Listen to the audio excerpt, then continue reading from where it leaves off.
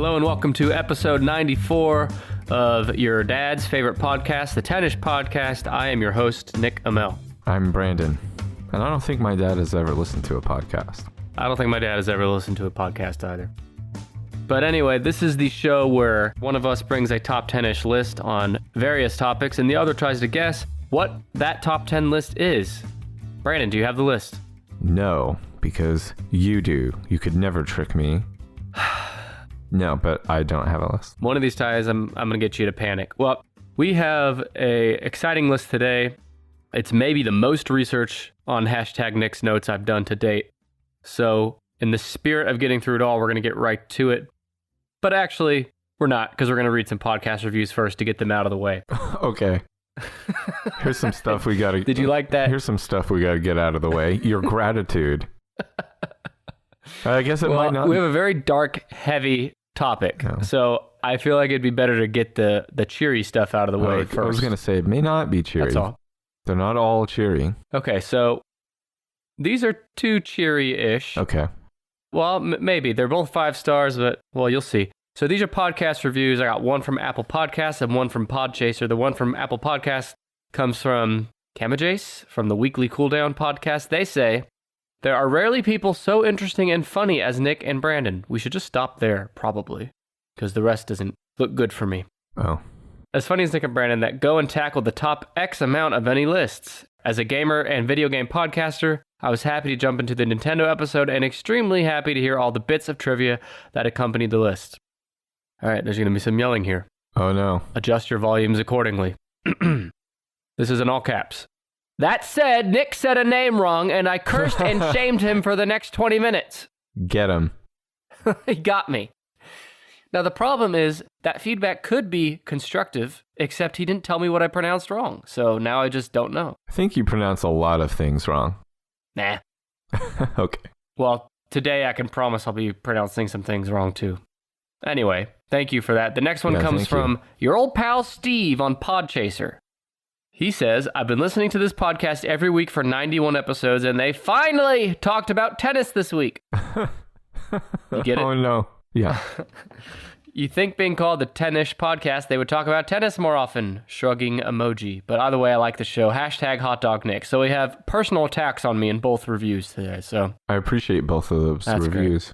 Great. Yeah, they're all right. Not the best reviews I've seen. I give the reviews themselves 3-ish stars. Anyway, if you want your review read and judged by me on this show, just go to Apple Podcasts or podchaser.com, rate us 5 stars, and write a review. Yeah, do it. Now, Brandon, the reason I wanted to get those out of the way early is because we're going to be talking about perhaps our darkest, among our darkest episode topics yet.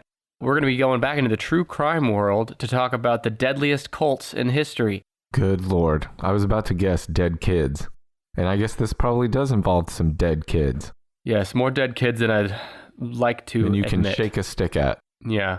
Now, I have to start, as I do on these types of episodes, by saying we're not experts. I'm just going over the very highest level overview of each case. There are books and podcasts and websites and etc. out there that if you do want to deep dive on any of these cults, you should go listen to them. We are here to give you an overview, so I don't want to see any angry tweets. We're here to do 10s.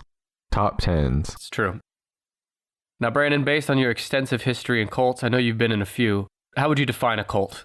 Oh, a close-knit community that they share a strong culture, and it's usually like a round of like a very strongly held shared belief, and maybe centered around a leader, a single person. You're not wrong, but you're being too nice, because dictionary.com says that a cult is a relatively small group of people having religious beliefs or practices regarded by others as strange or sinister. Sinister.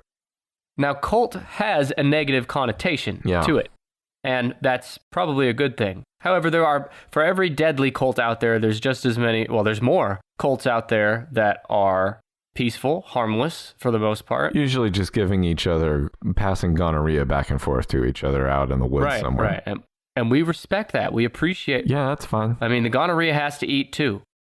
But today we're going to be talking specifically about the cults that have resulted in the highest dead body count. And I'm very thrilled because the notes for this episode was in collaboration with one of my favorite podcasts out there, the LA Not So Confidential podcast. They actually put this list together for me. I filled in the notes, but they put a bunch of references, put the top 10 together. And so I want to thank the LA Not So Confidential podcast, and that's LA like Los Angeles. They are among my favorite true crime podcasts. Yes. Let me give you a quick read on what they're about. They're an LA-based podcast brought to you by two forensic psychologists, so they know their shit, unlike Brandon and I. Mm-hmm. They dissect the intersections where true crime, forensic psychology, and entertainment meet. It's done by Dr. Scott, Dr. Shiloh. They're great friends of the pod, and their podcast is a true must-listen. You need to go check it out. And they also covered cults on episode 7 of their show. So again, LA Not So Confidential podcast. Today's episode would not be possible without them. They did your homework for you. Dr. Shiloh from that podcast wrote an intro for today's episode. Here it is. She says, cults have been historically understood as offshoots of the dominant religious practices of any given culture. Since the 19th century, however, the definition of the word has come to include the adoration or worship of the group leader rather than the actual doctrine of the system. That's kind of what you were saying. Cults promote the illusion of comfort, and cult leaders maintain their power by feeding the illusion of superiority via an us versus them belief system, and we're going to see that a lot today. As humans, we have an urge to obtain clear and absolute answers to life's questions, sometimes to the point of choosing to ignore the messiness of tolerating emotional and intellectual gray areas. This can lead individuals to be susceptible to the influence of cults and their leaders who are quite adept at controlling their followers. Spooky. Oh my God. I'm exhausted already. We haven't even started the list. My last thing I'm going to say, and then I'll finally let you get to guessing, is that the LA Not So Confidential podcast who put this list together, they're like real researchers. They're not hacks like us. So she has, I don't know, like a dozen or more references. And I'm going to put that in the description of this episode on your podcast feed if you want to check those out. Okay, so Brandon, we've established what a cult is. We're looking for the cults that have killed or suicided the most people. Is this in the world? Yeah, in the world. Okay. If you're a true crime fan and you listen to podcasts that deal in true crime, you have heard of most of these. And for those that aren't into true crime, you've still heard of 2 or 3 of these. But there are 2 or 3, Brandon, that I don't think you have heard of, and I hadn't before this. Probably so. There's probably quite a few that I've never heard of before, but I'm willing to learn. Well, allow me to be your cult leader today and teach you important lessons about cults. So go ahead and guess. Okay. Do I already know number 1? Yes. Okay. So I should save that. Yeah, let's try to do that one last. How about one I think a lot of people haven't heard of, and I only know a little bit of? What about the cult Aum Shinrikyo? Yes, sir. It's number 6. How do you spell it, actually? Because I just put down a jumble of things that sounded like it. Well, spell it. Let's see how close you were. I said Aum was the first word. Shinrikio. Oh, you were off by 1 letter. That I on the end is a Y. That's it. Shinrikyo. Hey, that's pretty good. Nah. I don't know Japanese. Japanese? I thought this was like an Arkansas cult. Is it not? Oh man, I got to redo my notes then. No, this was from Japan. Yes. Shinrikyo. What do you know? Give us like a 1-sentence overview on what you know of this cult. This is why I don't know very much of about them, and this is revealing what a cultural dum-dum I am. But yes, you can say that again. I was listening to I think it's 4 or 5 part series on last podcast on the left did on Aum Shinrikyo.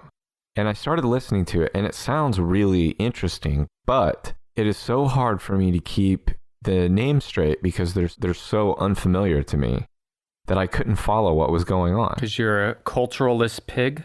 Yeah, exactly. I completely blame myself. It's a defect of mine, but I could not keep the people straight in the story, and it just got too confusing for me. Well, you should try again because it's a very interesting story. And you alluded to it. Last podcast on the left has a great 4 or 5 part series on this cult if you want to go deeper into it. But Aum Shinrikyo killed 22 people that we know of. They're number 6 in the top 10. They're Tokyo-based cult. Let me give you the background. They're a doomsday cult founded by Shoko Asahara in 1984. They're still around today under a different name. Doomsday cults are my favorite. Yes, and that's at least half of these, I think, are doomsday. And this cult is still around today under a different name, Aleph. I don't know how to pronounce it, Aleph. Its founder, whose name I'm not even going to try to say, he renamed himself later to Shoko Asahara. He claimed that he sought to restore original Buddhism, but employed Christian millenarian rhetoric. In 1992, he published a foundational book declaring himself to be Christ, Japan's only fully enlightened master, as well as identifying himself as the Lamb of God. Brandon, when's the last time you identified yourself as the Lamb of God? Well, isn't the Lamb of God Jesus Christ? I think there's various interpretations, but that's the most It's definitely widely not regarded. me. I am more like God's one-horned goat. Yeah. Not completely worthless, but I'm no lamb. No. Maybe if it was like the Heifer of God. Well, heifer's a lady cow. Yeah, that's all It right. could be the strong bull of God. No. All right. Well, let me tell you more about it. So the movement was founded by Shoko Asahara, like I said, in his one-bedroom apartment in Tokyo in 1984. It started off as a yoga and meditation class and steadily grew in the following years. So let that be a lesson to you listeners out there. If you join a yoga or meditation class, you're joining a cult without even knowing it. You're going to kill 22 people. It gained official status as a religious organization in 1989, just like the Church of Scientology, and attracted a considerable number of graduates from Japan's elite universities, thus being dubbed as a religion for the elite. It's interesting. And you're going to see later that there was a lot of money in this cult. I would assume so for a religion for the elite. Yeah, I'm trying to rebrand our podcast as a podcast for the elite, but so far it's not going so well. People aren't buying it. So the leader, Asahara, his purported mission was to take upon himself the sins of the world, just like Jesus, and he claimed he could transfer spiritual power to his followers and ultimately take away their sins and bad deeds. What I never understand about this shit is why you believe in this guy. But then again, people believe Jesus, I guess. Yeah, but if you took everything in the New Testament at face value, everything in that happened, and you saw this guy rub mud in somebody's eyes and spit in their eye, and then he wipes it off, and now they can see again. And before that, their eyes were all kind of milky and hazy gray and looked not right. Or if you see him like offer his like hand, the worst example of his, or offer his hand to somebody who has been sitting on the same rug in the corner of a temple for like a decade because his legs don't work. And he offers him his hand, and that guy stands up and starts dancing a jig. Doing the Elaine dance, little kicks. Everybody's cheering, Jesus, Jesus, Jesus, right? I get why people were like, Jesus is doing miracles. I'm going to follow this guy to the end of my days. Makes sense to follow that guy, yeah. Right. But when it's just a dude and he's not doing miracles, I guess that's the thing, is you need to say, like, show me a miracle. Yep. Did these people see him heal somebody? No, I don't think so. But I may have missed it in my research, but I don't think that he performed miracles that were seen. So yeah, that's the problem. You got to make your miracles seen. Got to do it right out in the open. Yeah, and it's funny how miracles don't seem to happen since the invention of the camera, huh? Anyway, well, so I told you about his beliefs. Let me tell you about his doomsday prophecy. Yeah, these are always pretty good. He outlined a doomsday prophecy. Did you pick a day? Yes. They always pick a day, and that's always their downfall. Right. So his doomsday prophecy included a third world war instigated by the United States. He described a final conflict culminating in a nuclear Armageddon. Yikes. Humanity would end except for the elite few who joined him. His mission was not only to spread the word of salvation, but also to survive these end times. Isn't he nice? Just trying to he wants people to join him. He's just trying to spread the wealth, spread the good times. Yeah, like let's say that all of this is true. And that before this, he's just a guy who lives in a yoga instructor. Apartment. Right. He does his yoga out of his 1-bedroom apartment. He takes care of some plants. He's not doing much. And then one day, like, some kind of holy thing comes down and tells him, like, you are the son of God and you're going to do all this stuff. You can save humanity. Like, he doesn't also instantly become, like, an awesome teacher, or, like, these guys always answer the call and rise to the occasion. You never hear about, like, someone who got the call from God and they were just like, no, I'm not going to do anything. Like, you know, well, that's why you don't hear about him. Right. An angel came down and said, God has chosen you to lead this revolution. and your country will overthrow the tyrannical government. God has chosen you. And they were just like, no, I don't want to do it. That sounds terrible. I think I'll probably still get hurt or even die. And I don't want to do it. Well, this guy definitely died and got hurt, but not before hurting a lot of other people first. And I'm not going to get into this just because of time, but look up Shinrikyo and read about their living conditions on their compound. It's awful. The amount of abuse this guy put his followers through, it's incredible, A, that he had any followers, and B, that they stuck around. They must have really thought he was right. Well, I remember hearing, and I tried to find this again today, but I couldn't find it. But I remember hearing on the last pod series that he would capture his bathwater and urine, and his followers would buy it. That is a good idea. That's a good idea. Yeah. If it was that easy, fuck, man, we'd be rolling in it. There are people out there who sell their used underwear. Most of them, I think, are young women and old dudes buy their, well, I guess it doesn't have to be old dudes. It doesn't have to be dudes, but buying someone's underwear does sound like a dude activity. Probably. So you can buy underwear. And I heard that in Japan at one time, maybe I don't know if they still have it, there was a vending machine where you could buy, like, it would have a picture of a lady on it, and you found the lady that you liked the best, and then you pushed like E4, and the little thing went, and then ka-chunk, down the bottom, a little box of used underwear. And all the while, your gross little boner's just getting harder and harder. But you know, let's say in an alternate reality, the Nick you know would be interested in something like that. Even that Nick would go up to that vending machine and say, well, fuck, this is obviously not actually this person's underwear. They're just putting a picture on it. Well, no, so, who knows what kind of things they've done to make them look worn. God, can we change the subject? Because this is awful. Yeah, sure. So that's Shinrikyo, right? No. I haven't even told you about the deaths. Yeah, tell us about the deaths. Okay, so he said this would all occur in 97, okay? But the cult started getting some mainstream publicity in Japan in the late 80s because they were accused of holding cult members against their will, forcing members to donate, and murdering a cult member who tried to leave at one point. Oh. That's like you. If you ever try to leave this pod, I'll kill you. Is that to the listeners or me? I'll leave it up to interpretation. But now that audio clip will be taken out of context and used in trials of all the listeners that die from here on out. I'll kill you. I'll kill you. Yeah. I'll kill you. Just over and over. So in July of 93, this cult was constantly trying to bring about the Armageddon, which seems completely counterintuitive to the spirit of Armageddon, which is supposed to be brought on by God. What do I know? I'm not the Lamb of God like Asahara. At the end of 93, the cult started secretly manufacturing the nerve agent sarin and later XV gas or 15 gas, VX gas. Yeah. Poison VX gas is the name of the gas that the Marines were using to hold the city of San Francisco hostage in the movie The Rock.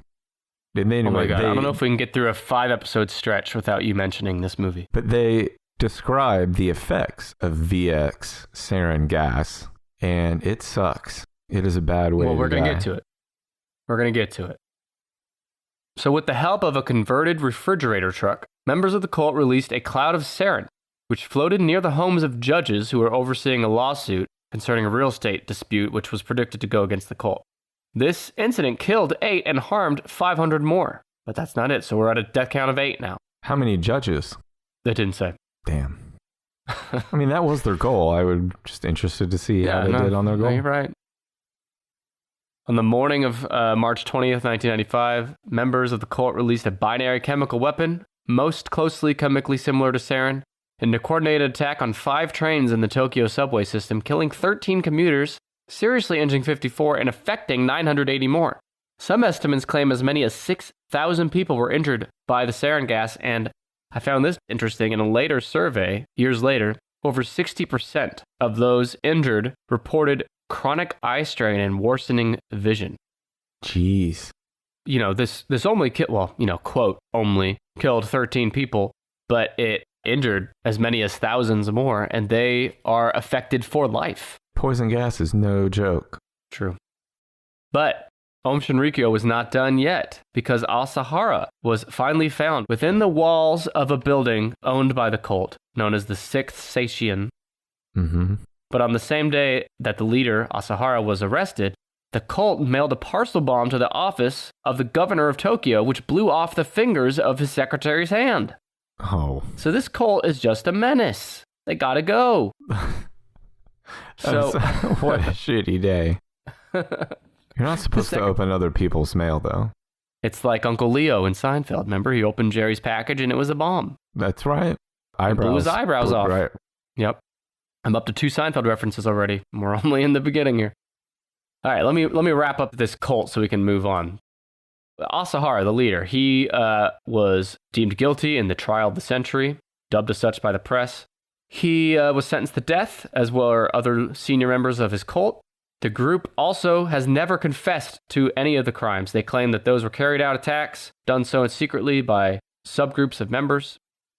Asahara, the leader, was finally executed in July 2018, but even in death, there was more bullshit to come because while 6 other senior leaders of the cult were still on death row awaiting execution, on New Year's Day 2019, at least 9 people were injured when a car was deliberately driven into crowds celebrating the New Year.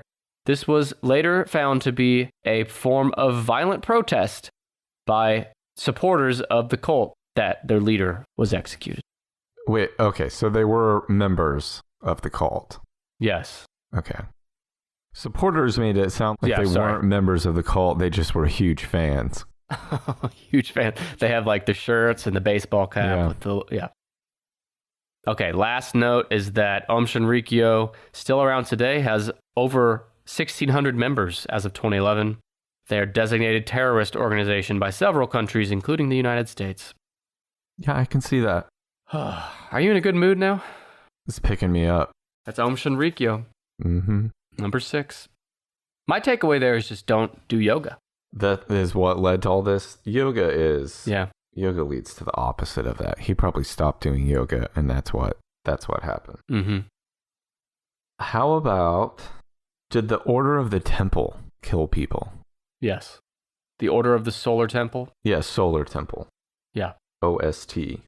So Aum Shinrikyo, who we just covered, was 6. The Order of the Solar Temple, or also known as OTS, is number 4. And it's interesting because it happened right around the same time as Aum Shinrikyo was happening in Japan. This happened in 1994 in Switzerland and Canada. 50 people died. I remember that it was in Europe. Yeah. Yeah, the last podcast did a series on this one as well. And yeah, and there's a lot of books about this. This is a cult for the elite. Yeah, just like Aum Shinrikyo. This is a very elite cult, and you're going to see there's some well-known and well-to-do members that are discovered later. Mm-hmm. Yeah. So the Order of the Solar Temple, or OTS for short, was a cult and religious sect still around in some form or fashion. It claims to be based on the ideals of the Knights Templar. It was started by Joseph de Mombro and Luc Jouret in 1984 in Geneva.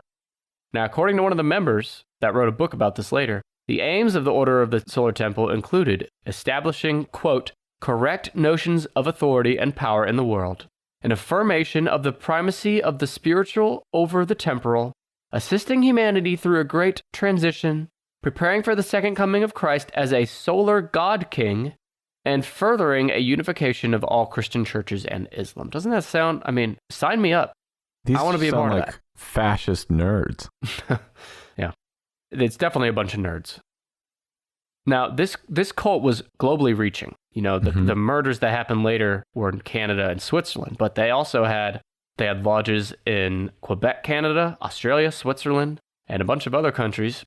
They were a mix of early Christian, UFO, and New Age philosophy.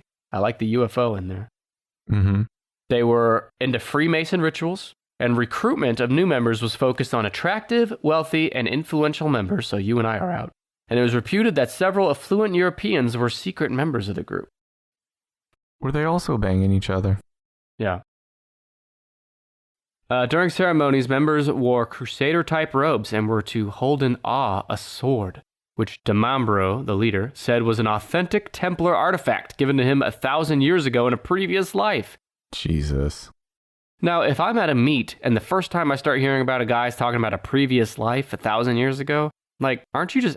I'm just surprised anyone sticks around long enough to even hear the rest of the thing. You know what I mean? Yeah, that's what I don't understand about cults. I gotta think that he doesn't get to the past life stuff until you've been in for months. Like, he starts out with stuff like, yeah, you should treat others how you want to be treated. It's just like Scientology. Yeah. You start out with easy stuff, like, start out with a ton of layups. Before 6 months down the road, you're just jamming on them every time and blowing their minds every time you're like, oh, hey, did you know there's a fucking dude in the sky named Xenu? And did you know that he came here in a bunch of golden jets and they flew in a volcano?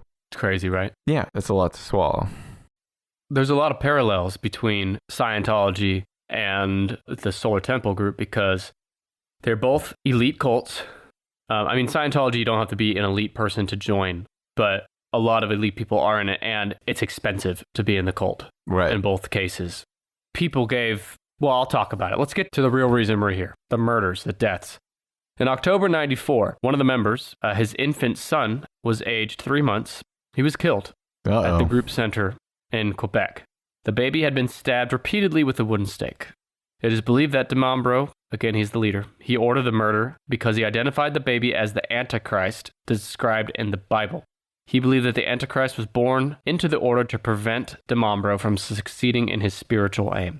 In other words, they killed an innocent baby for no reason, so fuck that. With a wooden stick is pretty rough stuff. That's how you kill a vampire. Yeah, and I don't think this baby was a vampire, but it didn't say this in my notes, but I assume this was a ritual thing because everything they did was a ritual. So They were probably in a circle around this baby in robes with a wooden stake, doing it together, which is just... Yikes. It's awful. Now, a few days later, DeMambro and 12 followers performed a ritual Last Supper. A few days after that, an apparent mass suicides and murders were conducted in 2 villages in western Switzerland and at their Quebec headquarters. 15 Inner Circle members committed suicide with poison, 30 were killed by bullets or smothering, and 8 were killed by other causes. In Switzerland, many of the victims were found in a secret underground chapel lined with mirrors and other items of Templar symbolism, which sounds creepy as shit. Oh my God. The bodies were dressed in the order's ceremonial robes and were in a circle, feet together, heads outward, most with plastic bags tied over their heads. They had each been shot in the head. The plastic bags may have been a symbol of the ecological disaster that would befall the human race after the cult members moved on to Sirius, they believed part of the next life. There were also evidence that many of the victims in Switzerland were drugged before they were shot. Other victims were found in 3 ski chalets. Several dead children were lying together. The tragedy was discovered when the officers rushed to the sites to fight the fires that had been ignited by remote-controlled devices. Farewell letters left by the believers stated that they believed they were leaving to escape the hypocrisies and oppression of this world. Why don't more people talk about this? That this happened? Yeah. Well, we are right now. I know, but it's not a mainstream cult. The average person has not heard of this. The average person has heard of a lot of the other cults we're going to talk about, but not this one. I don't know. I don't know why. It's definitely just as disturbing, if not more so, than some of the other ones. Well, about the members, which were elite, among the dead was a mayor, a journalist, a civil servant, and a sales manager. Records seized by the Quebec police show that some members had personally donated over $1 million to DeMambro. More people died by various means. The cult still survives to this day with members. Ultimately, you said the reason that they did this is because they wanted to escape the hypocrisy of the modern world or government. That was their words, yeah. Right. All that money that they blew on the cult, why didn't they just buy an island? It doesn't have to be a pedophile island like Epstein's. I think that's a prerequisite. But just buy an island and go out there and have your own little tiny country. Because they believed in the cause. I don't know. Any cause that says... You're just not enlightened enough, Brandon. We all have to kill ourselves at the same time. Sounds like... Not just kill ourselves, but kill other people, too. Including children. Yeah, stab a baby first. Yeah, I guess I'm going to have to say all of this stuff sounds a little bit like bullshit. But yeah, think about this, though. Put yourself, and the listener, too, think about what it would take. These are, quote-unquote elite members. I read some of them. A mayor, a journalist, a sales manager. These are regular people in this cult. And they believed so hard and or were so loyal and or they were scared of not participating. But they got to the point in their life where they were willing to actively participate in the brutal wooden stake murder of a 3-month-old baby that was innocent. Think about what it takes to get to that point. And I mean, these people were not born into this cult. Right. But yeah, I just think it's crazy that these normal everyday people that were still going to work at this time every day were driven to that point. It says a lot about the human condition. Humans, they're the worst. Am I right? Yeah, this isn't painting a good picture of humans. Great news. There's a reason to live. Sports are coming back, and so are your chances to bet on your favorite teams and events. There's no better place to start than our exclusive partner, BetOnline. Get in on the action for this week's big UFC fight, or check out the odds on NASCAR, Formula One, and the Premier League. Can't wait for your team to come back? BetOnline has futures odds, including win totals, division winners, and even league championships. Or check out daily simulations of Madden and NBA 2K to watch and wager on. Visit betonline.ag and use promo code BLUEWIRE to receive your new welcome bonus. That's promo code BLUEWIRE. BetOnline, your online wagering experts.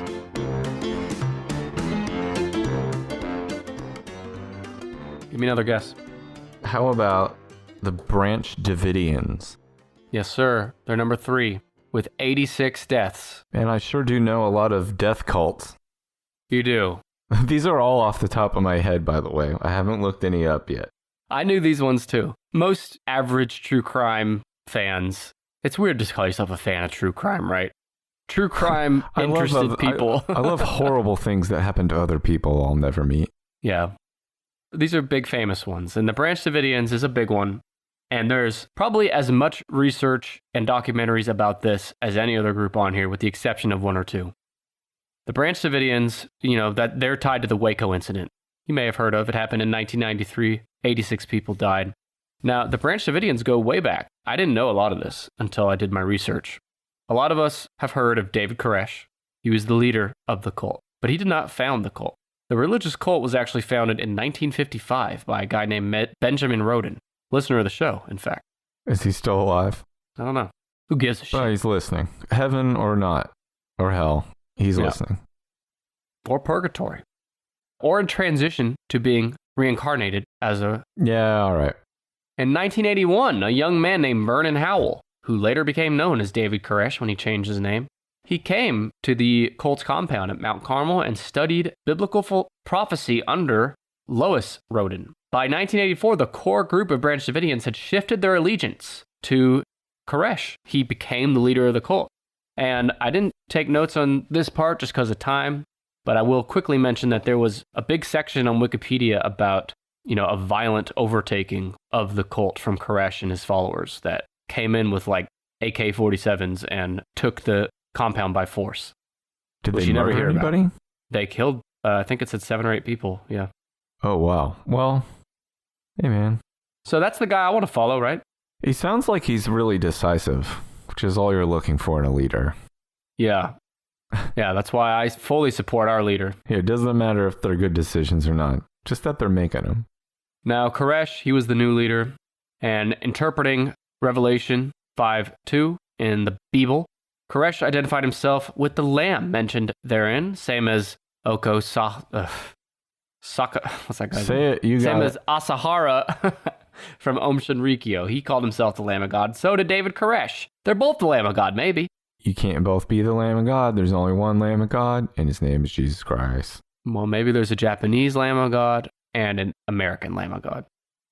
Anyway, David Koresh believed that he was there to pave the way for Jesus and the second coming.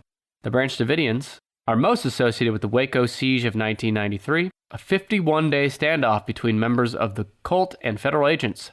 Because in February 93, the Bureau of Alcohol, Tobacco, and Firearms, the ATF, attempted to execute a search warrant relating to alleged sexual abuse charges and illegal weapons violations because the Branch Davidians had a huge military-sized stockpile of weapons in their compound because a big source of their income was buying and selling guns at gun shows. Anyway, ATF didn't like that. They tried to raid the compound. After the raid, ATF agents established contact with David Koresh, and others inside the compound, negotiated the release of 19 children without their parents. The children had been physically and sexually abused, allegedly, long before the raid. Finally, in April 93, on April 19th, exactly, 2 years before the Oklahoma City bombing, which had a direct, remember the guy who did the Oklahoma City bombing? What's his name? Timothy McVeigh. Yeah, one of the reasons he was inspired was the standoff at Waco. Yeah, and he was there in Waco, watching the media coverage. Anyway, the FBI moved for a final siege of the compound using large weaponry, including tanks, to combat the heavily armed Branch Davidians, the cult. The FBI attempted to use tear gas to flush out the Branch Davidians, just like Donald Trump does to Native Americans on their native land, Mount Rushmore. Officially, FBI agents were only permitted to return any incoming fire, not to actively assault the Branch Davidians. But when the Branch Davidians opened fire, the FBI's response was to increase the amount of gas being used. Around noon, 3 fires broke out simultaneously. The government maintains that the fires were deliberately started by Branch Davidians. Some Davidian survivors maintain that the fires were started either by accident or deliberately by the government. In the end, 85 Branch Davidians, of the 85 in the compound when the siege began, 76 were killed, as well as 4 ATF agents also killed. Have you noticed sometimes when the government can't, get somebody out of a building who's holed themselves up in there, or a compound, that they just burn it down? Isn't that what you do? You remember that guy, what was his name? Chris, he was the cop that went bananas. Chris Tucker? No, not Chris Tucker. Chris, the cop who went bananas and started murdering. Chris Kattan? Murdering other cops. You don't remember this guy? I don't remember that, no. Chris Cop. Doesn't sound like Chris Tucker, though. Christopher Dorner. Do you remember Christopher Dorner?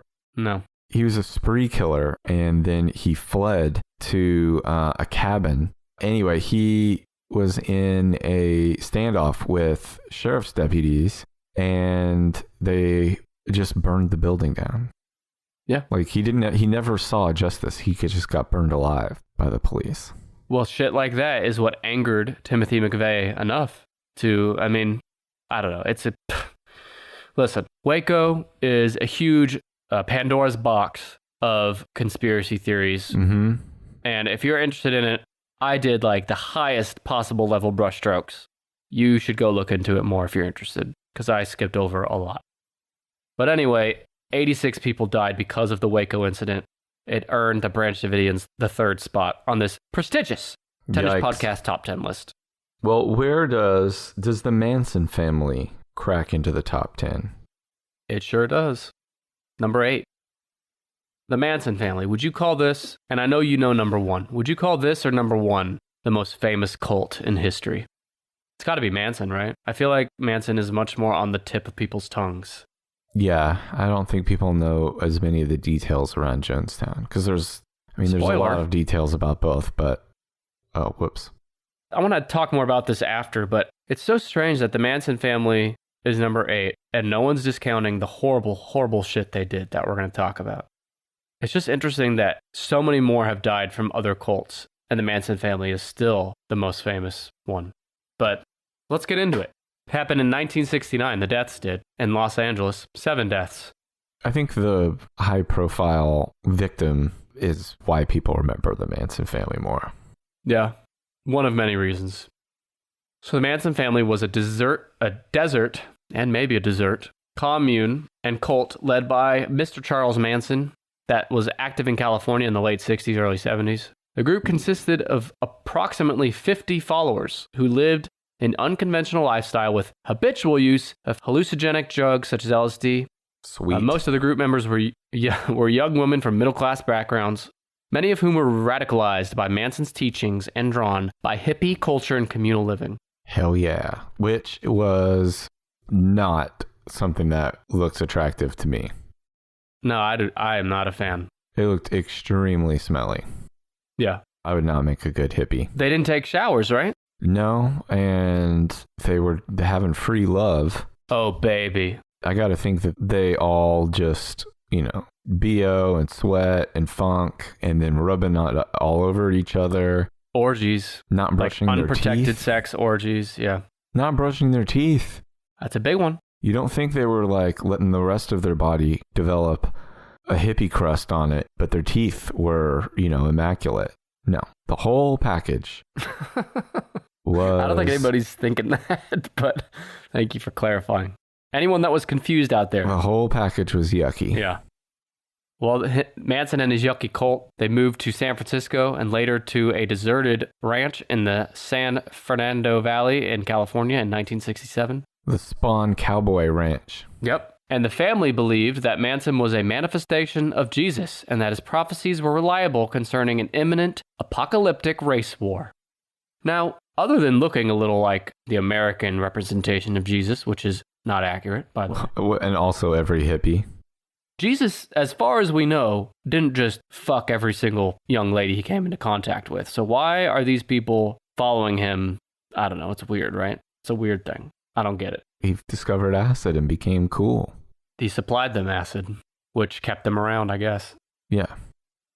He would talk about an apocalyptic race war. By February of 1969, his vision was complete. The family would create an album whose songs, like the Beatles, would trigger the predicted chaos of the race war. Ghastly murders of whites by blacks would be met with retaliation, and a split between racist and non-racist whites would yield whites' self-annihilation. The blacks...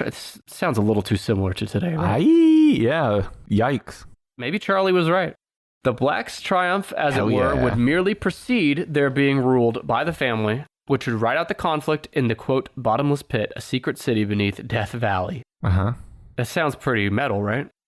Well, the bottomless pit... The end, I meant. The bottomless pit sounds terrifying. How are you going to live in that? Well, that's a hell of a question. See, this is why we have you on the show. I have nightmares about falling into pits. Isn't that part of the Bible? Like the end times, Satan will be overthrown and thrown into the bottomless pit. You know what I never got about that is, if you're Satan, all you gotta do is read the Bible, and the ending's spoiled. So just don't do what... Yeah, I'm gonna stay away from that bottomless pit. Exactly. Like, I'm not doing any of this stuff. that's what I would do. I mean, this whole plan is laid out right there.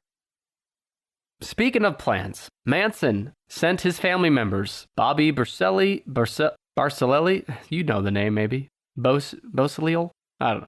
He sent that guy, Mary Brunner, and Susan Atkins to Gary Allen Hinman's home to convince him to join the family and turn over the assets Manson thought Hinman had inherited. The three individuals held him hostage for 2 days before stabbing him to death, allegedly on Manson's instruction. This is the thing about all these deaths, is allegedly Manson did not do any of the killing himself.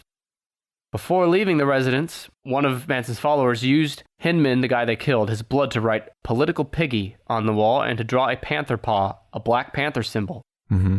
And they're doing that to try to make people think that black people did this to start the race war. Right. Which I've never understood. Like, they don't like the race war. That's why they're following Charlie, because he knows how to get through it. Oh, but also we're going to start the race war. Gotta amp it up. Like, the logic isn't... Yeah. I guess if you're living out in the desert, like a desert hobo, being fed LSD all day long, you're probably dehydrated. Yeah, you could be convinced of all kinds of goofy shit. But they got there in the first place because they believed Charlie. But we're not going to understand it. He's a charismatic guy. 2 days after they killed that guy, he said, now is the time for Helter Skelter, which was the name of his plan.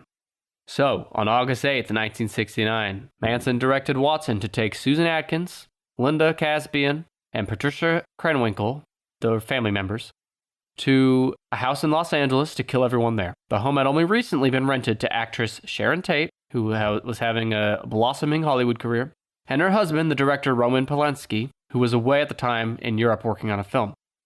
The family members proceeded to kill the 5 people they found. Sharon Tate, who was 8.5 months pregnant, and I believe they took the baby out, right? Yes. I didn't have that in my notes, but I seem to remember that. So, too many dead babies on this episode. Yeah, this was too many. I'm going to go ahead and say too many dead babies. Yeah, too many dead babies. Anyway, they killed her unborn baby, Jay Sebring, Abigail Folger, who was heir to the Folger coffee fortune, and Wojciech Frykowski, who were visiting her, and Stephen Parent, who had been visiting the caretaker of the home. All 5 of them were killed brutally.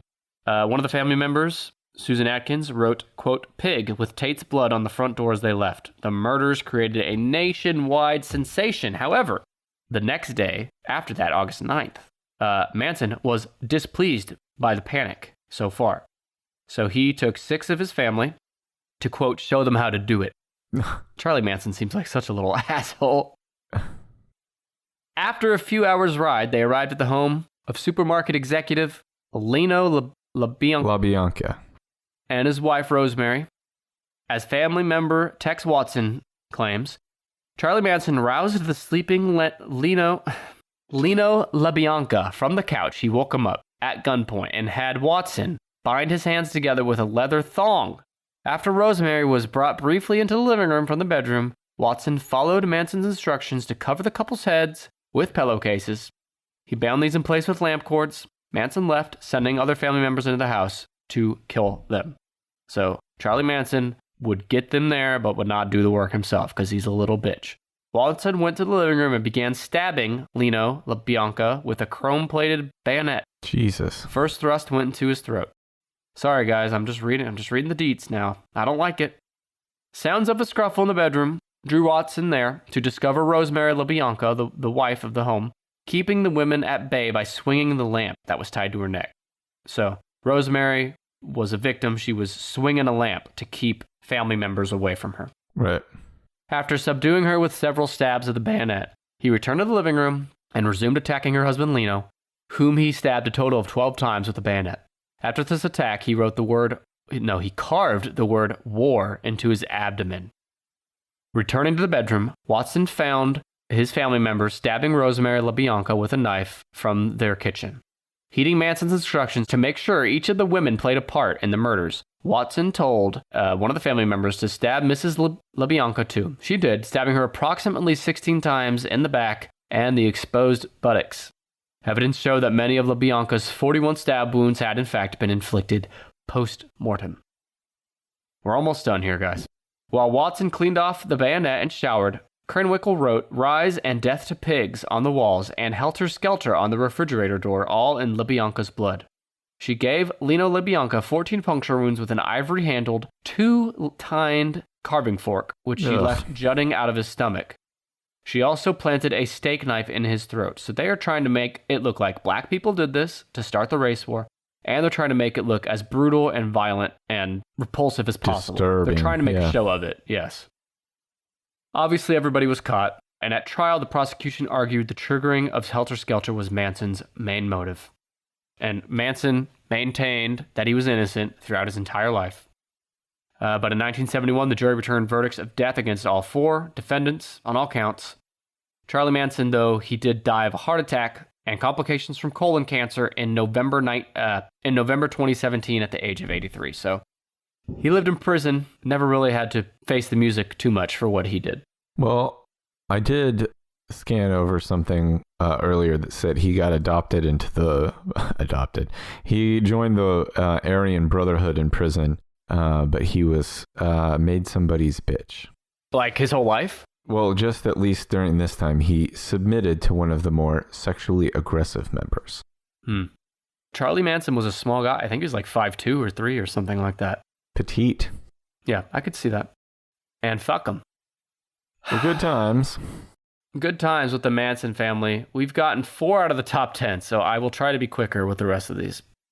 What about does the Church of Scientology count? They should be, but I think they're not just because most of their deaths are covered up. That's true. Is the Klan considered a cult? Yeah, they should be. I'm not sure why they're not, but they're not on this list. Well, a lot of their crimes are probably not attributed to them, or can't be. Well, one that I know has got to be on here is the Heaven's Gate cult. Yep, Heaven's Gate. Probably the 3rd or 4th, I would say, most famous mainstream cult. Heaven's Gate. Where do we start with these guys, huh? Number 7 or number 5? 5. Number 5 with 39 deaths. It happened in 97 in San Diego. And this one's interesting. And again, this is another one of those where there's a billion books, podcasts, websites dedicated to this topic if you want a deep dive. I'm going to go over the broad strokes. All better than us. Huh? All better than us, yes, of course. Now, Heaven's Gate was a cute little cult because they were an American UFO religious group based near San Diego. It was founded in 1974 and led by Marshall Applewhite and Bonnie Nettles. They were sci-fi nerds, like you. Okay. Marshall Applewhite began his foray into biblical prophecy in the early 70s. After being fired from the University of St. Thomas in Houston, Texas, over an alleged relationship with one of his male students, he met Bonnie Nettles. And that's the thing, Marshall Applewhite was gay. I think everyone would agree on that, but he would not admit it and suppressed it. That's going to come back into play later. Yeah, got a lot of people in himself dead. Yeah. So he and Bonnie Nettles, his friend, they had a shared interest in theosophy and biblical prophecy. Yeah. Whatever. Together, they used numerous methods of recruitment as they toured the United States, proclaiming the gospel of higher-level metamorphosis, the deceit of humans by false god spirits, envelopment with sunlight for meditative healing, and the divinity of the, quote, UFO 2. Marshall was known as Doe and Bonnie Nettles as T. Their nicknames piss me right off. Doe and T? Why? Because they don't make any sense. There's something about them rubs me the wrong way. Isn't that from the song? Like do, re, mi, fa, sol, la, ti, yeah. do? Yeah. Yeah, it doesn't make it any better. I think it's cute. I don't, actually. Marshall Applewhite, he drove most of the religion. It was basically science fiction driven, coupled with the Bible. He believed himself to be Jesus' successor and the present representative of Christ on earth. Doe and T taught during the religious movement's early beginnings that Doe's Marshall Applewhite, his bodily, quote, vehicle was inhabited by the same alien spirit which belonged to Jesus. Likewise, Bonnie Nettles, or T, was presented as God the Father. They believed that their bodies were vehicles. They were just vehicles getting them through this life. If bodies are vehicles, mine feels like a 93 Geo. Well, the great thing about your body as a vehicle is you'll never need to go get some gas. You got plenty already, am I right? Do you mean farts? Hey, Is this about farts? All bodies are full of gaseous elements.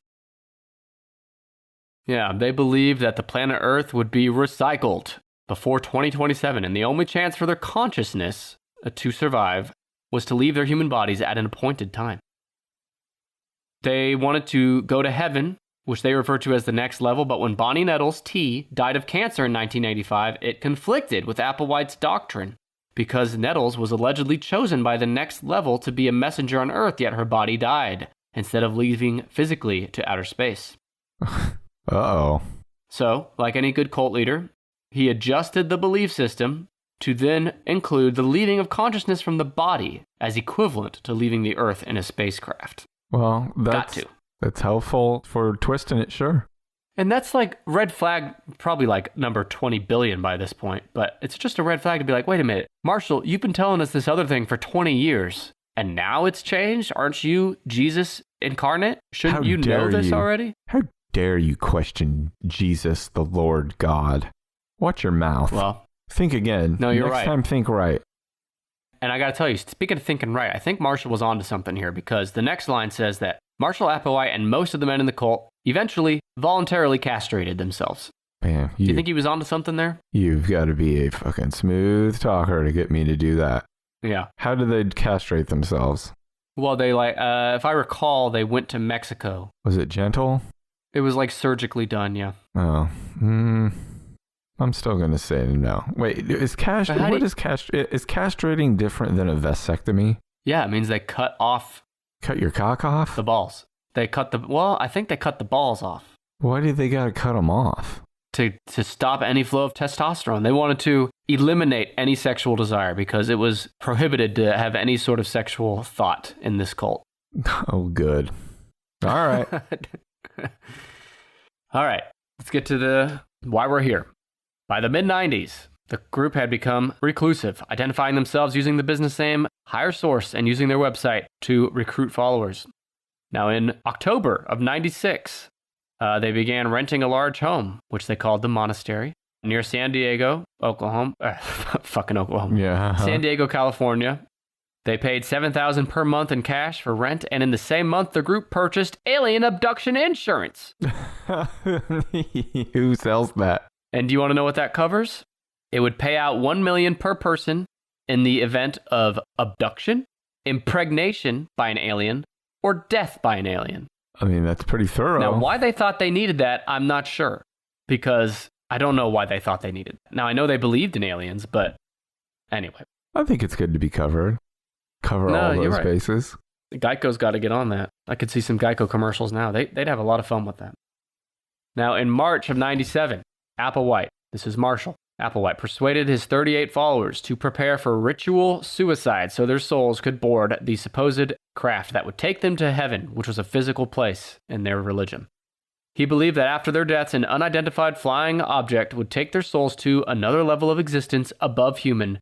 To kill themselves, members took phenobarbital mixed with applesauce or pudding and washed it down with vodka. Additionally, they secured plastic bags around their heads after ingesting the mix to induce asphyxiation. Now, I don't know. I mean, the plastic bags would have done it by itself, so I don't know. Now, all 39 were dressed in identical black shirts and sweatpants, brand new black and white Nike Decades athletic shoes, and armband patches reading Heaven's Gate Away Team. One of many instances of the group's use of the Star Trek fictional universe's nomenclature. Awfully cute. I like that even in death they had to be cheeky with their little away team. The shoes were kind of cool. The shoes weren't bad shoes. No, but what's interesting is they said that they chose those shoes specifically because they got a good deal on the shoes. Yeah, they weren't popular at the time. Each member had on their person a $5 bill and 3/4 in their pockets.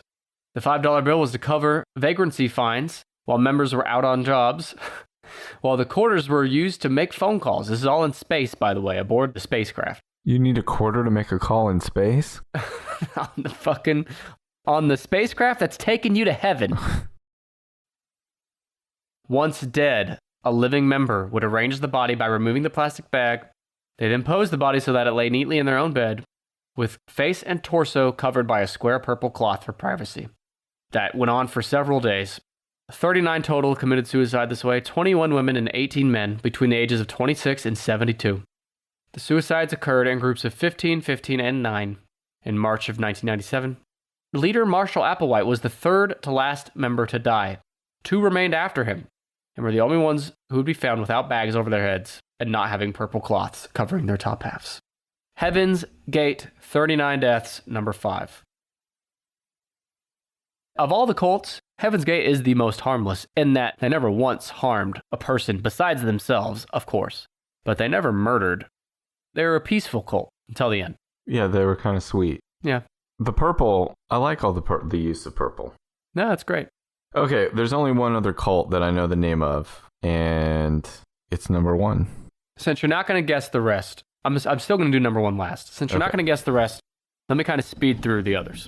We have 2 number 10s, both with 2 deaths. The Yahweh cult and the Vampire Clan. Yes. So, the Yahweh cult in Minnesota in 1989 was run by Michael Wayne Ryan. It was an anti-government group that occupied a compound in Nebraska. His teachings included the supremacy of the white race and a distrust of all established earthly authority, including governments.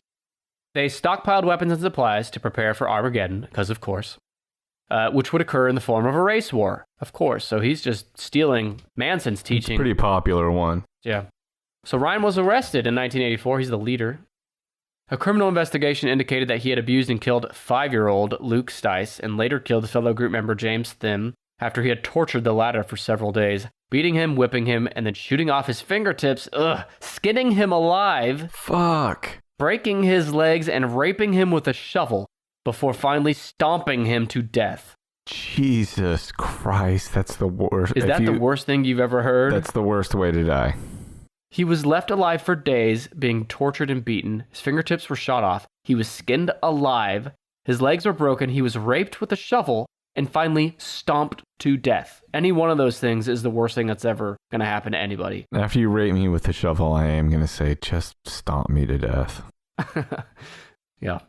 By the way, that guy that did all that killing, the leader of the cult, he died of natural causes in prison in 2015. Yeah, that's fair. The other number 10, the Vampire Clan. This one is fucked up. So this is 96 in Kentucky.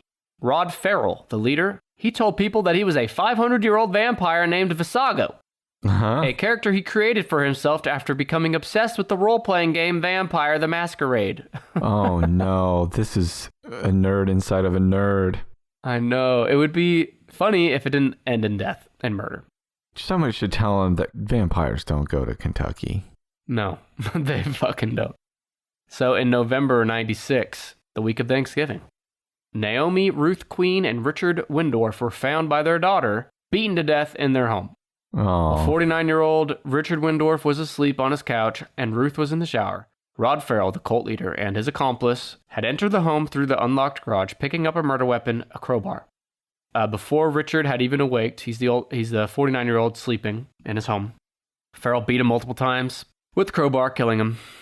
When his wife Ruth had found Farrell and Anderson in the home moments later, Farrell bludgeoned her to death, bashing her head with the crowbar. He claimed in his confession, however, that in his original plan he was going to allow her to live. What a sweet guy. But she first attacked him by lunging at him and throwing a very hot cup of coffee on him, which angered him and made him change his mind to kill her. Man, you throw hot coffee on me, I'm going to have to murder you. It's only fair. He did burn the shape of a V into the victims, Yee. which accompanied with a dot for each person he considered to be in his cult. So after 4 days driving through 4 states, the group was found in Baton Rouge, Louisiana. And it's because Rod Farrell, the 500-year-old vampire, he liked a video arcade in New Orleans, and they were headed there.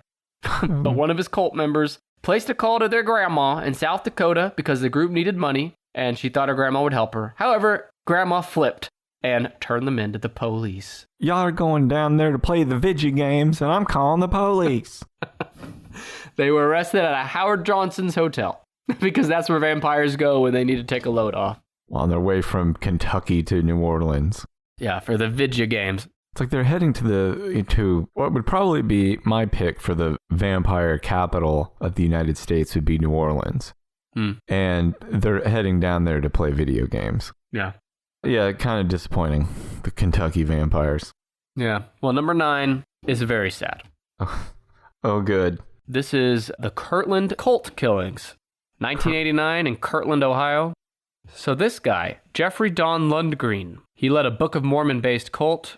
The foundation of the belief system was that in everything created by God, the right side is a mirror image, and therefore Scripture had to be interpreted using the same method. So to apply this concept to Scripture, one takes a sentence from Scripture. If the sentences before and after are consistent, the center sentence is the truth. When the sentences before and after conflict, the center sentence is a lie. Have you ever heard of this shit? No, but that sounds like they're making it way too complicated. Yeah, but fucking who? How are you so sure this is the right way? Anyway, nobody seemed to agree because his membership never exceeded 20 people. But he began to practice methods which were consistent with psychologist Robert Lifton's criteria for mind control. For example, cult members were forbidden to talk amongst themselves. Doing so was a sin. Lundgren would also eavesdrop on cult members to cause them to believe that he could read their minds. So, this is the case where the cult leader knows he's full of shit, right? Uh-huh. He knows he's actively lying and misleading his followers. So, Lundgren, he began to offer Bible study sessions at his home. There, he would dominate the sessions and intimidate anyone who did not agree with him. Sounds like a great place to be. Well, you had me at Bible study, but now the guy who's doing the Bible study is Biff from Back to the Future. I'm in. Sign me up. Here's my checkbook. Memorize the scripture, you butthead.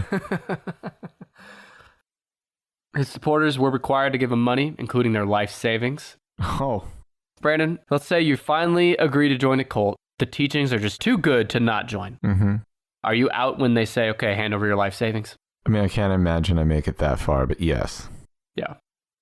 I got this direct line to God, and he tells me all kinds of helpful stuff. And right now, he's telling me you need to give me every bit of money you have. Okay, here you go.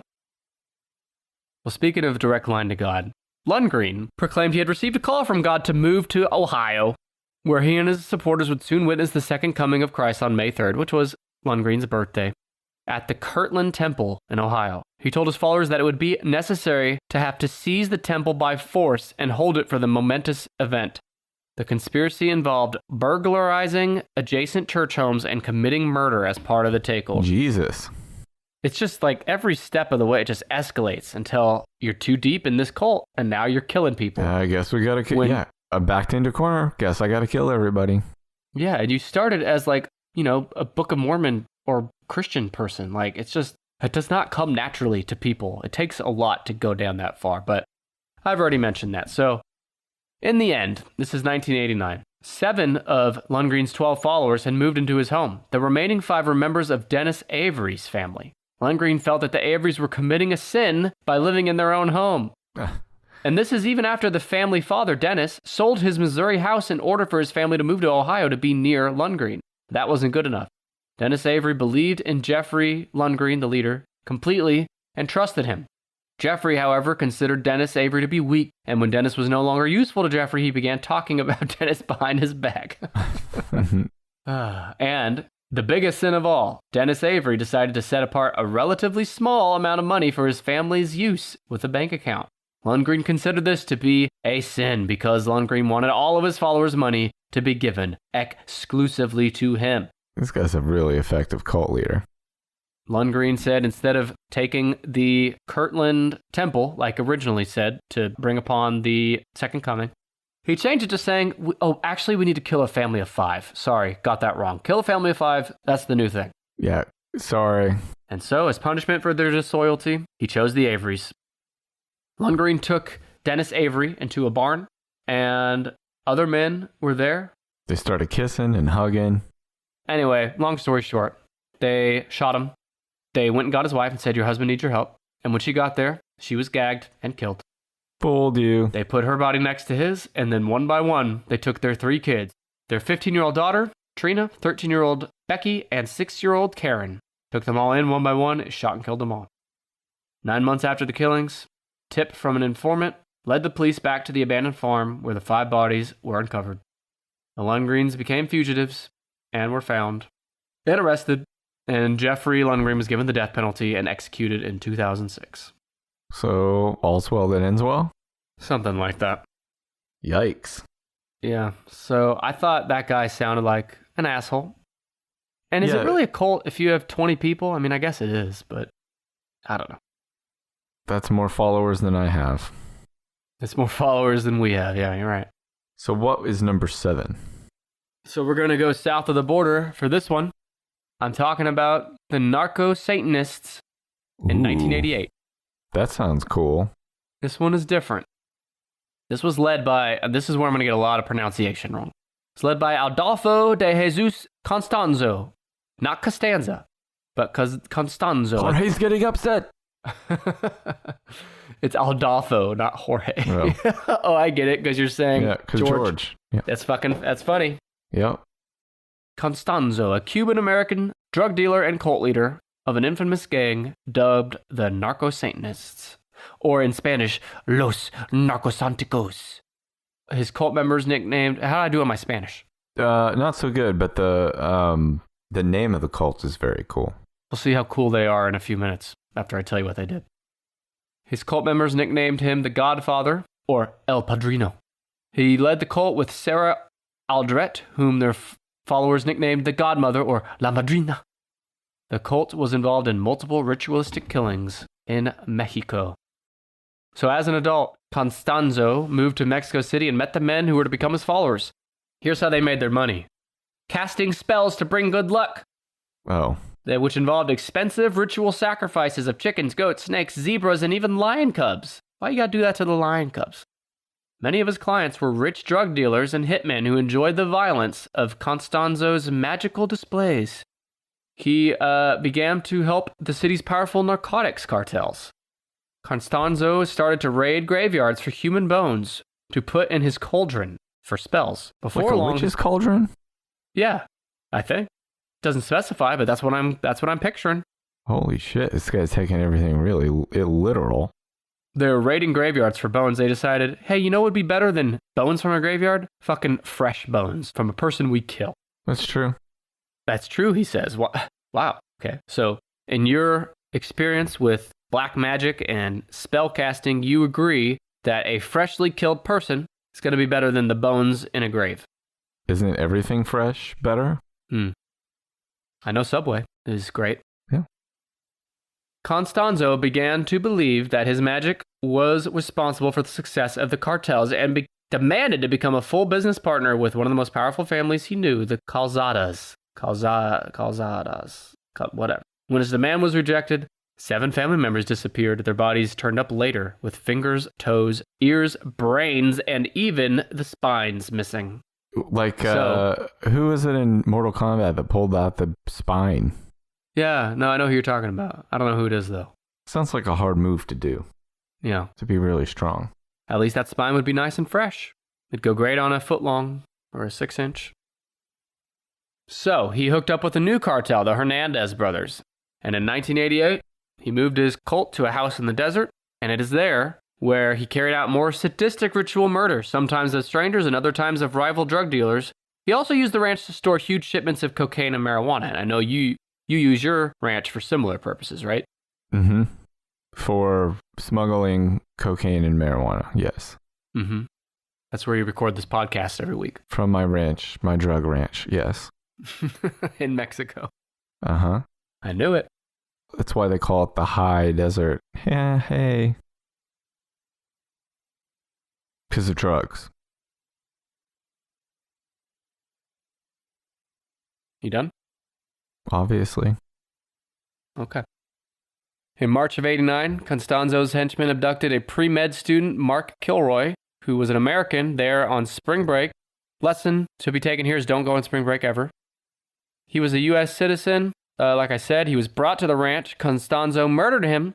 Under pressure from Texan politicians, Mexican police initially picked up 4 of Costanzo's followers, including 2 of the Hernandez brothers, the cartel.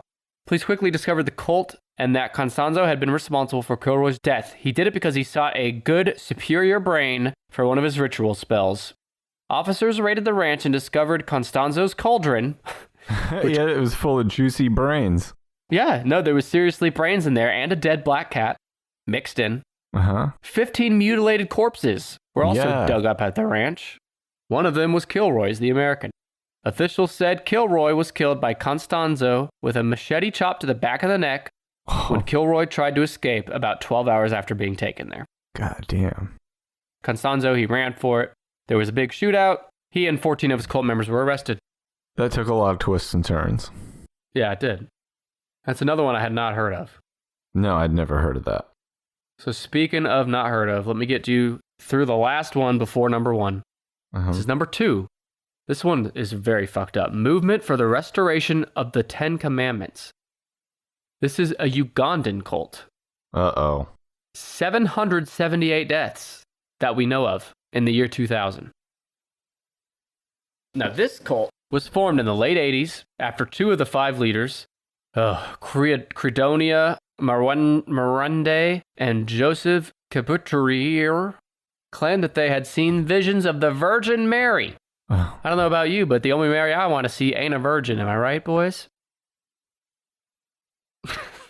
Nothing for that? Nope.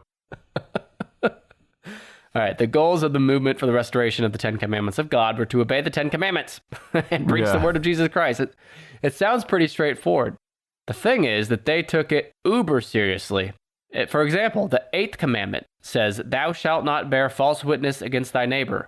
So because of that, they said, well, to make sure we never break that commandment, we're just never going to talk. And so communication was prohibited. They could only do sign language.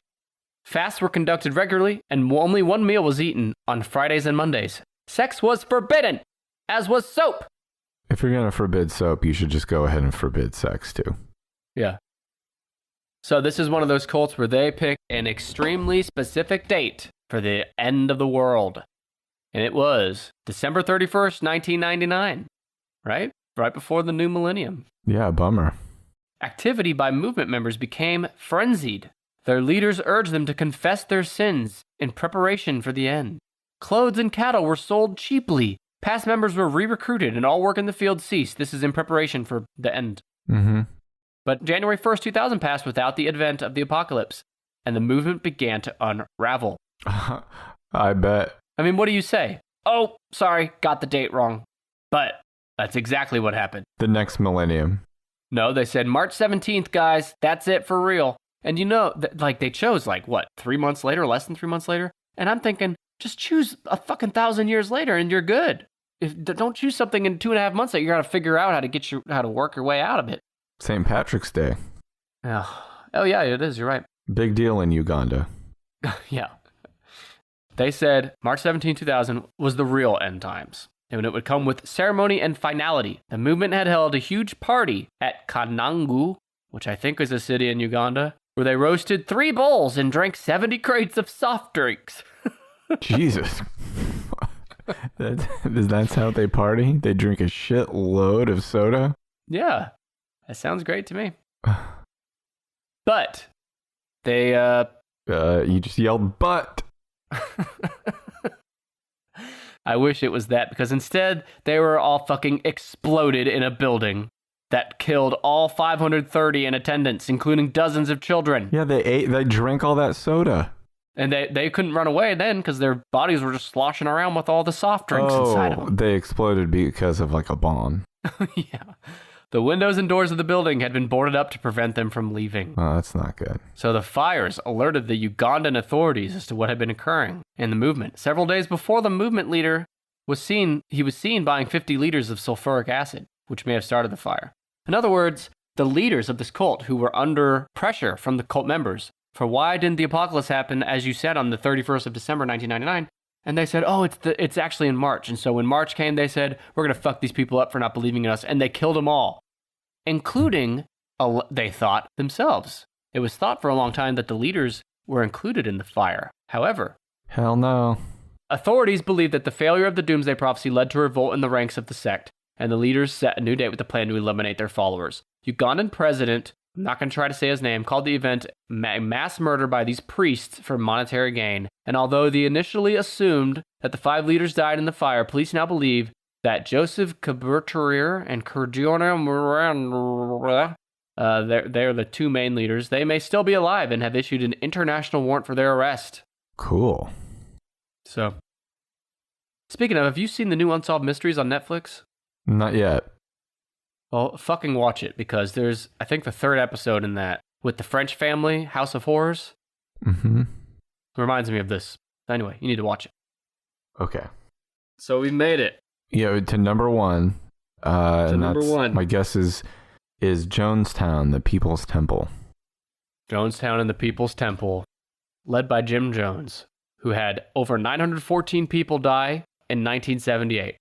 And this is arguably the only competitor I'd say would be the Manson family. But this is arguably the most famous cult and cult death of all time.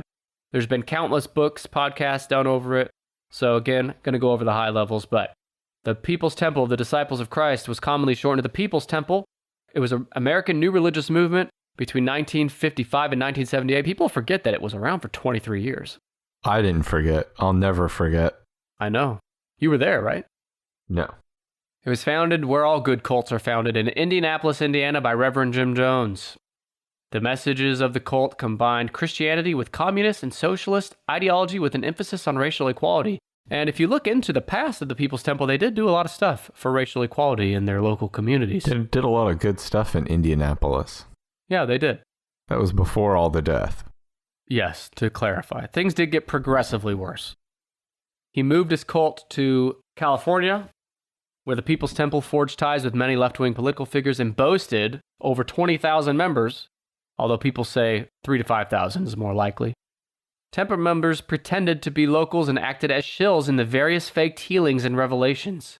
Local viewers, like people that came to these like revivals, they didn't realize they were actually in the minority in the audience. Most of the people there were plants.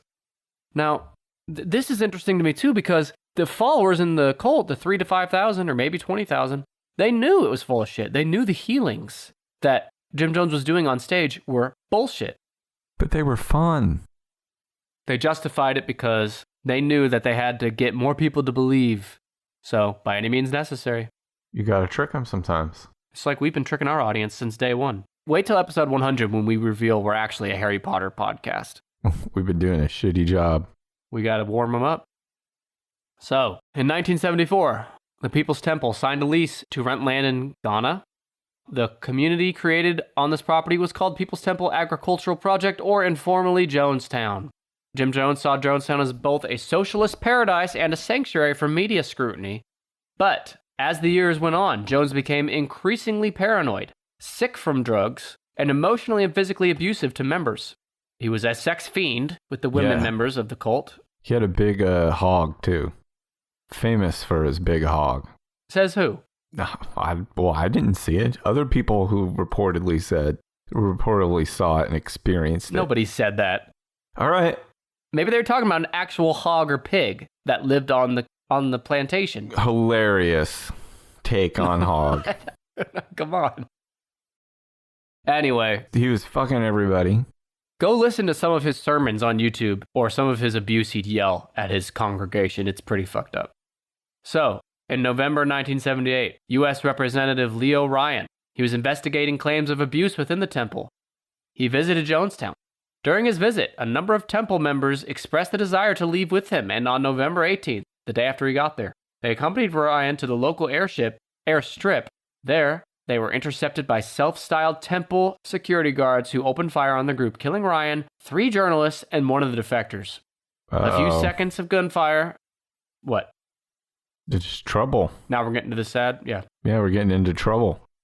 That evening in Jonestown, Jones ordered, this is on a whim.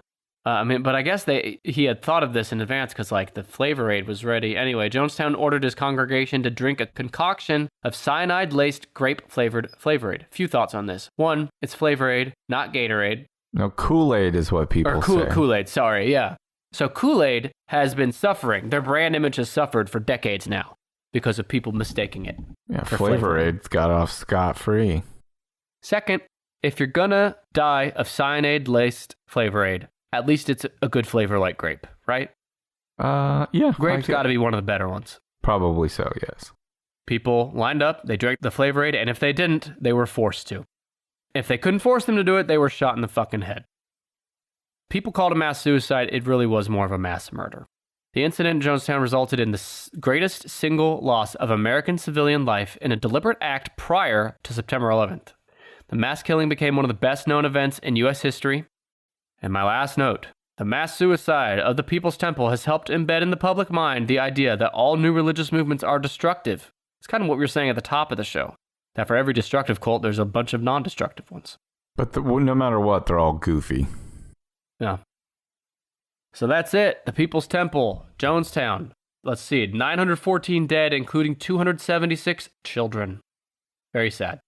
You can listen to it. You can listen to the whole thing, too. Oh, it's awful, yeah. Yeah, so go check that out if you want to have an awful time. I want to thank, once again, the LA Not So Confidential podcast, who did a lot of the research for this episode. Go check them out. They had an episode on cults. They're one of the best true crime podcasts out there. Highly recommend them. Let me go back through the top 10. Tied for number 10, the Yahweh Cult and the Vampire Clan from Kentucky. We love our Kentucky listeners. That was the 2 10s. 9 is the Kirtland Cult killings with 5 deaths. This is the guy that killed the family of 5. Number 8 is the Manson family with 7 deaths. We all know about the Manson family. Number 7 is the Narco-Satanists in Mexico City. That was the guy that he worked with the cartels, and he did spells and wanted an American brain. Badass. Yeah, I'm sure the 20 victims thought it was badass too. 6 is Shinrikyo with 22 deaths, the Japanese cult that did the sarin gas in the subway system. 5 is your friendly neighborhood Heaven's Gate cult with 39 suicides. 4 is the Order of the Solar Temple with 50 deaths between Switzerland and Canada. This was the elite cult that killed the baby that they thought was the Antichrist. That cult needs more attention for being a bunch of shitheads. Number 3 is the Branch Davidians from Waco with 86 deaths. Number 2 is the Ugandan cult, whose leaders killed hundreds of people on purpose in a fire. The Movement for the Restoration for the 10 Commandments, 778 deaths in Uganda in 2000. Isn't one of the 10 Commandments not to kill? That's the fucking thing, man, with all these cults. They're all hypocrites. I don't understand it. That one's like one of the top commandments. Yeah. I don't think it's the first one. Could you name all 10 commandments? If your life depended on it, could you name all 10? Oh my God. Say number 1 and then I'll try. You're right. All right, number 1, the People's Temple of the Disciples of Christ, Jim Jones, 914 dead in a, quote, mass suicide, more of a mass murder. That is the top 10 deadliest cults in history. Now, Brandon, tell me the 10 commandments. While I'm naming them, quickly Google them. All right. Thou shalt not kill. Thou shalt not bear false witness. Okay. Remember the Sabbath day and keep it holy. It's the lamest one. Honor thy father and thy mother. No false idols. No false graven images. Right? Thou shalt not make unto thee any graven image. Thou shalt not covet thy neighbor's wife. Yeah. Even if she's really hot. Well, unless you're one of these cult leaders who would all have sex with everybody. Except for Marshall Applewhite from Heaven's Gate. He definitely wasn't having sex with They're anybody. like, yeah, it's a commandment, but I mean, what if you're really horny? Right. Well, so far I got 6 and now I can't remember anymore. You know what they say? Commandments were made to be broken. Am I right? All right. The ones you're missing are thou shalt not steal, thou shalt not covet, thou shalt not take the name of thy Lord in vain. And did you say honor thy father and thy mother? Yes. All right. Whatever. That's most of, not That's all. 9. 9 out of 10. Yeah, 9 or 10-ish. Yeah. 10-ish podcast. Well, I don't know about you, but I'm exhausted. I got a lot to think about before bed, all these deaths. Yep. We hope you enjoyed it, and I want to tell you right now, sneak peek, you're hearing it now, our 100th episode is coming up. You're listening to episode 94 now, but in roughly 6 weeks, we will be posting our 100th episode. What the fuck? How did we get here? Can you believe it? And I did the math, Brandon, and the day that the 100th episode will publish, and this is by accident, it was not intentional. The day that publishes will be the exact 2-year anniversary of the first episode. Son of a bitch. So it's fate. I think I have a direct line with God. I think that's how that happened. Anyway, to celebrate the 100th episode, I'm telling Brandon this for the first time. I'm trying something new. Mm-hmm. I'm going to send a 3-minute questionnaire to our listeners to answer. And Brandon will not have access. He's going to try to guess what everyone answered on our 100th episode. So if you want to directly influence episode 100, go to tennispod.com/100. 10ishpod.com/100. Like Family Feud? Sure. In Family Feud, you try to guess what you think the most popular responses to a question would be. Well, I don't know if I've watched it. I know what it is, but... What the fuck? Anyway, that's pretty much what you'll be doing, yeah. You've never watched Family Feud? I fucking obviously know what it is. I just never sat down and watched it. Well, gotta start sitting down. Well, you watched Unsolved Mysteries and I'll watch that. No, if we're keeping score of who's watching what, Nah. you're way behind. No, I don't know what you're talking about. All right, we need to wrap this bad boy up. Yeah, Brandon needs to go to bed. It's late. Thank you for listening, and we'll be back with Brandon's list next week for episode 95. Thanks.